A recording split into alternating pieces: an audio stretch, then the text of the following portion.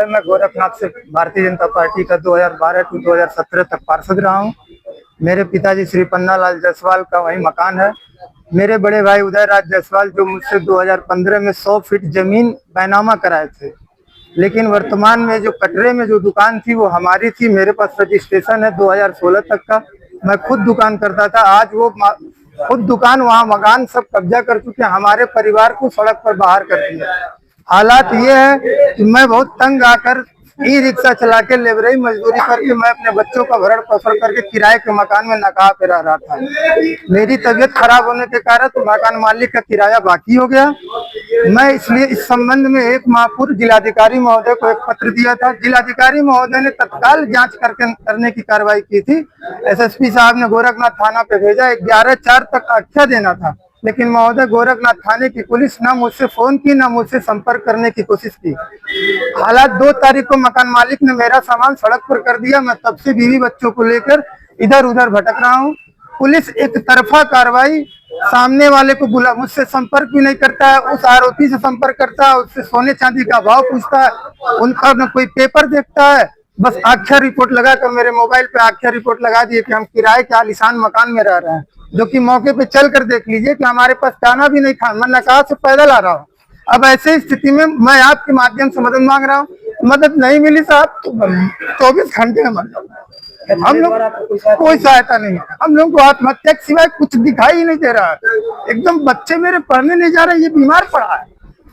मैं अपने पार्टी संगठन से भी उम्मीद करता हूँ, मैं स्थानीय पार्षद जी से भी उम्मीद करता हूँ कि इस मामले को तत्काल बैठक करावें, दूध का दूध पानी का पानी करावें। क्या आप अपनी कंप्लेन लेके वो चौकी इंचार्ज रामनगर पे गए थे, क्या हुआ? मैं थाना गोरखनाथ एसओ साहब से मिला था। उन्होंने चौकी इंचार्ज अनिश सिंह जी को जांच किया। अनिश सिंह जी ने कहा आपकी पूरी मदद होगी। आज शाम को पंचायत होगी। शाम को भी नहीं हुआ, दूसरे दिन भी नहीं हुआ, तीसरे दिन हम पहुंचे। साहब क्या करेंगे? तो जब मेरे बड़े भाई को बुलाया जाता है 4 बजे, तो मैं थाने पर दिन भर बैठा हूँ। बड़े भाई जब आते हैं तो पूछते हैं और सेठ जी सोने का क्या हालचाल है, क्या भाव सोने का है। कुर्सी देते हैं, बिना पेपर देखे उनकी बात सुनते हैं। हमसे कहते हैं जाओ न्यायालय से समझो। भाई साहब, न्यायालय में जाने के लिए पैसा चाहिए, मेरे पास खाने के लिए दाना नहीं है, दवा के लिए पैसा नहीं है। मेरे पिताजी का 2 मकान है। मैंने कहा कि एक मकान में आप 12 कमरे का एक कोठरी हमें भी दे दो रहे। न्यायालय में दोनों भाई समझेंगे, जो फैसला आएगा न्यायालय का सम्मान किया जाएगा। लेकिन ऐसा नहीं, जाओ जहाँ अब न्यायालय में जाओ। कहाँ जाए भैया न्यायालय में? मेरे पास खाने को नहीं है साहब। अभी इस टाइम आपने जिलाधिकारी महोदय से अपना पत्र देकर बताया, उन्होंने क्या आश्वासन दिया? जिलाधिकारी महोदय तो है नहीं, एडीएम सिटी साहब है। वो कह रहे हैं कि मैं फिर से जांच करवाता हूँ। फिर से पुनः तत्काल महीना में ना लगावे सर, 24 घंटे के अंदर जांच करावे। थाना गोरखनाथ पे सामाजिक जांच करावे, दूध का दूध पानी का पानी हो जाए। फर्स्ट प्रायोरिटी बनती है कि मेरे बड़े भाई के खिलाफ 420 और 406 का मुकदमा दर्ज होना चाहिए।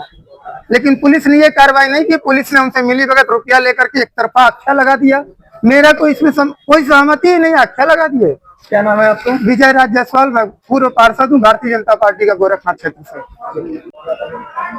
सर मेरा नाम रीना जायसवाल है। बस मैं यही चाहती हूँ कि मेरे वहाँ 2 मकान है ससुर जी का, हम लोग बेघर हो गए हैं। बस एक मकान हम लोग को रहने के लिए मिल जाए।